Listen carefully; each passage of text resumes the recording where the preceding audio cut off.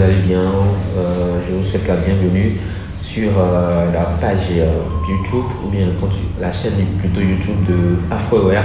Nous sommes là pour une autre interview aujourd'hui avec une autre personne. Cette fois-ci dans le domaine de la robotique et également de l'intelligence artificielle. Je vais lui laisser l'occasion de se présenter avant de passer par l'étape de questionnaire et de réponse. Alors, bonjour. Bonjour. Comment vous allez? Je me porte bien, vous. Ça va aussi. Vous pouvez vous présenter un peu? Ok, moi c'est Kofi Junior Awasia, je suis tech entrepreneur, CEO de la startup Binary Hub. Ok. Alors, ce qui nous amène aujourd'hui par rapport à cette interview, c'est pour principalement parler de la robotique. On a appris que vous enseignez la robotique aux enfants. Donc, ce que on aimerait savoir premièrement, c'est d'où est venue cette idée-là d'enseigner la robotique aux enfants.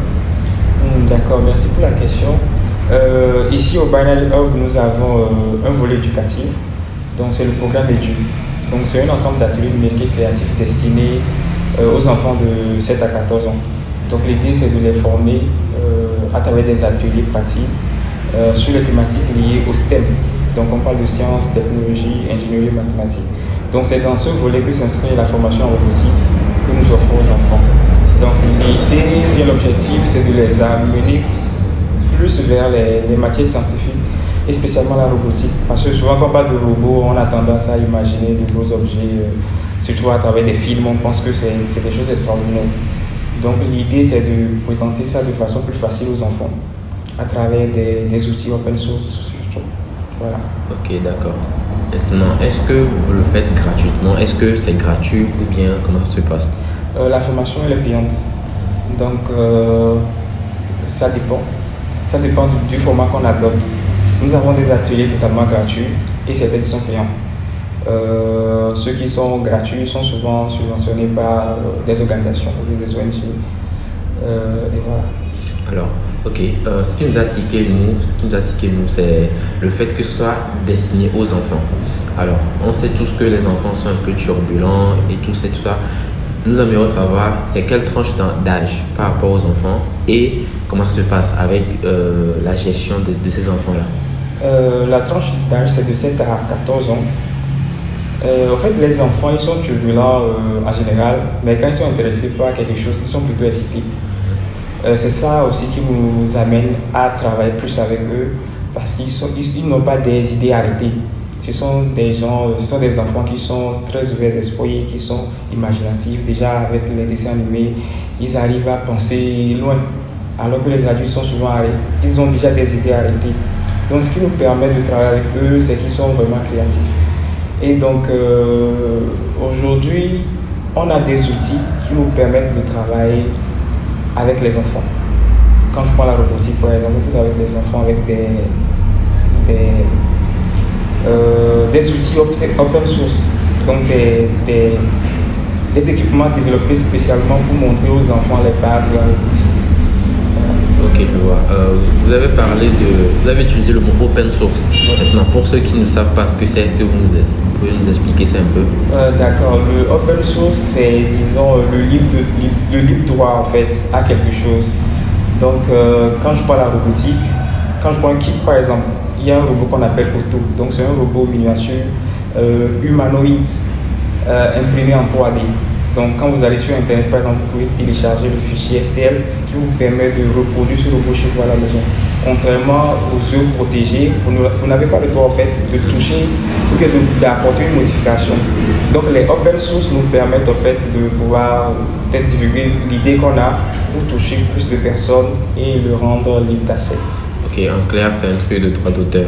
Voilà. Ok, merci beaucoup. Alors, au début de l'interview, j'ai précisé qu'on va également parler de l'IA, l'intelligence artificielle. Comment vous intégrez ça dans la robotique? D'accord. L'intelligence artificielle, moi, je le définirais d'abord par l'automatisme. C'est le fait de transmettre des données à une machine. Donc, on parle de la machine et l'humain.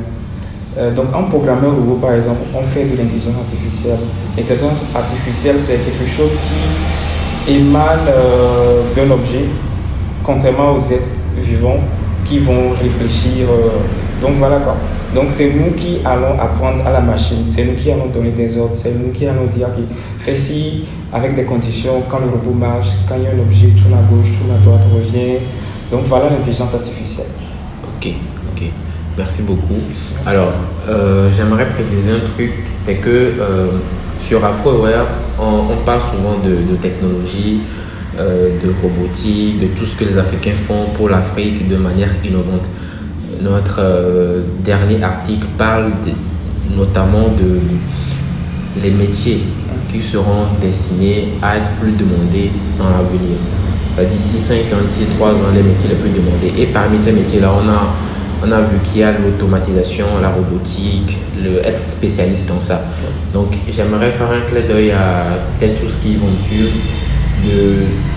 de pousser leurs enfants à aller vers ces genres de métiers pour qu'ils puissent assurer leur avenir en termes de métier, tout ça.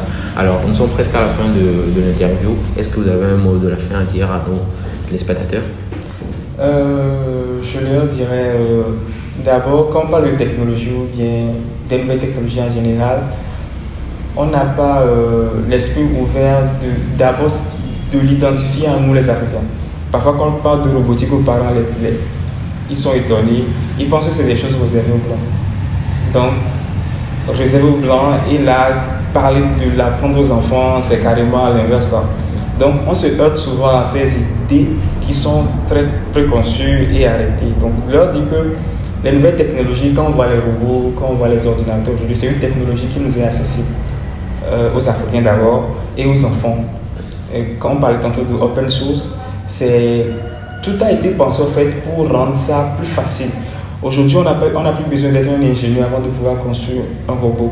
Et quand on parle de robotique, on ne parle pas forcément d'un robot humanoïde, on ne parle pas de voitures qui se changent bon, voilà les films, quoi. Les films qu'on voit, c'est souvent plus poussé.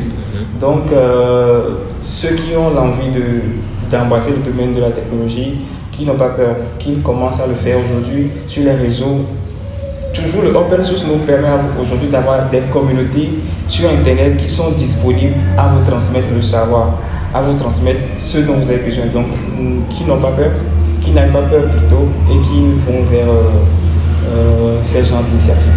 Okay. Merci beaucoup. Merci pour votre temps et votre disponibilité par rapport au travail que vous faites. Je sais que c'est un luxe, le temps. On sait tous que le temps, c'est de l'argent. Donc, merci pour ce temps-là. Et merci aux téléspectateurs qui nous suivent en ce moment. Et n'oubliez pas de vous abonner à la chaîne pour plus de contenu. Allez, bye.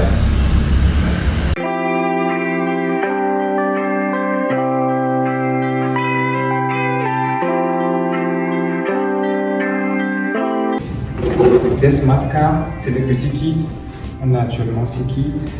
Donc voilà le robot en question. Actuellement, c'est pas encore monté.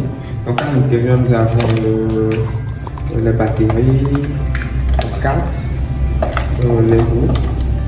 On a 2 roues à l'intérieur. On a le câble de transfert et encore le capteur. Donc ça, c'est les yeux du robot. Donc ce qui va permettre aux enfants d'abord de monter leur premier robot, de le connecter à l'ordinateur et d'écrire des lignes de code. Donc, ils vont pouvoir dire au robot, marche, quand tu trouves un obstacle, retourne, prends à la gauche, prends à la droite. Donc, voilà à peu près comment ça marche.